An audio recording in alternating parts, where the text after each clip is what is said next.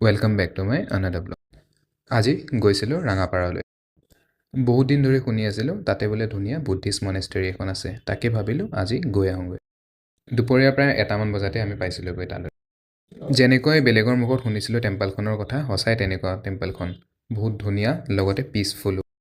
টেম্পলখনক Lama temple বুলি কোৱা হয়। টেম্পলখনত বা মনেষ্ট্ৰীখনত বহুতো ষ্টুডেণ্টছ আছে, যোনে তাত পাঠ্যক্ৰম কৰি আছে, পঢ়ি আছে আৰু লগতে থাকিও আছে। মনেষ্ট্ৰীখনত গৈ সঁচাকৈ বহুত পিচফুল ফিল হৈছিল।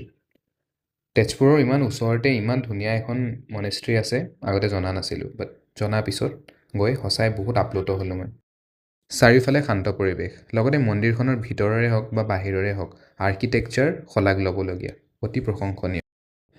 মনেষ্ট্ৰীত থকা সকলো মানুহেই বহুত শান্ত আৰু নম্ৰ, লগতে বহুত ৱেলকামিং তেওঁলোক।